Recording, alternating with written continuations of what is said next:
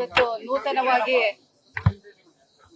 ವಿಧಾನ ಪರಿಷತ್ತಿನ ಶಾಸಕರಾಗಿ ಪ್ರಮಾಣ ವಚನವನ್ನ ತೆಗೆದುಕೊಂಡಿದ್ದೇನೆ. 4.5 ವರ್ಷಗಳ ಏನು ಕೋರ್ಟಿನಲ್ಲಿತ್ತು ನನ್ನ ಕೇಸು, ಇವತ್ತು ಮೊನ್ನೆ ಶುಕ್ರವಾರ ಅದು ತೀರ್ಪನ್ನ ಕೊಟ್ಟು ನನಗೆ MLC ಆಗಿ ನಾನು ಇವತ್ತು ಅಧಿಕಾರವನ್ನ ಸ್ವೀಕಾರವನ್ನ ಮಾಡಿದ್ದೀನಿ. ನನಗೆ ಸಹಕಾರ ಕೊಟ್ಟಂತ ಎಲ್ಲರನ್ನೂ ನಾನು ಇವತ್ತು ನೆನಪು ಮಾಡ್ಕೊಳ್ಬೇಕಾಗುತ್ತೆ.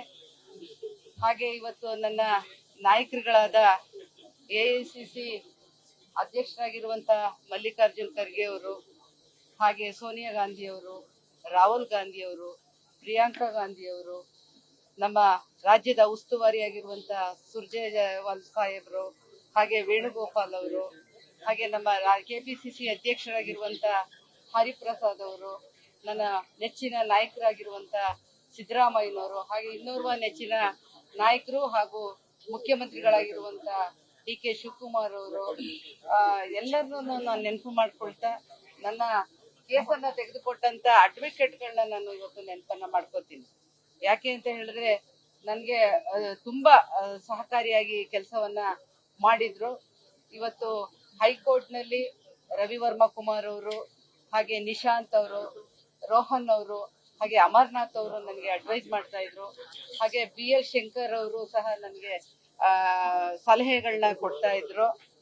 ಹಾಗೆ ಹೈಕೋರ್ಟ್ ನಲ್ಲಿ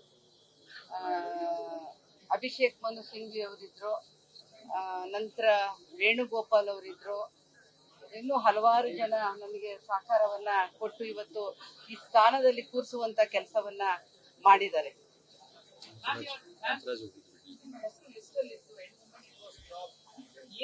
ಇನ್ನೋರ್ವ ಅಡ್ವೊಕೇಟ್ ಅನ್ನ ಸೀನಿಯರ್ ಅಡ್ವೊಕೇಟ್ ಅವರು ಕಾಂತರಾಜ್ ಅವರು ಮತ್ತು ರವಿ ಅವರು, ಅವರನ್ನ ನೆನಪು ಮಾಡ್ಕೋತೇನೆ.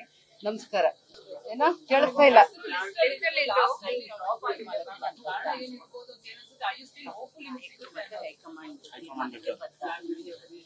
ನೀವೆಲ್ಲ ಹೇಳಿದ್ರ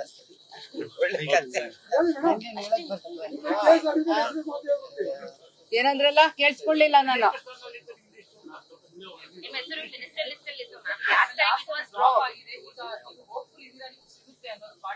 ಹೈಕಮಾಂಡ್ ಏನ್ ತೀರ್ಮಾನ ಮಾಡುತ್ತೆ ಅದಕ್ಕೆ ನಾನು ಬದ್ಧವಾಗಿದ್ದೀನಿ. ನ್ಯೂಸ್ ಫಸ್ಟ್, ನಿರ್ಭೀತಿಯಿಂದ ನಿಮ್ಮ ಪರವಾಗಿ.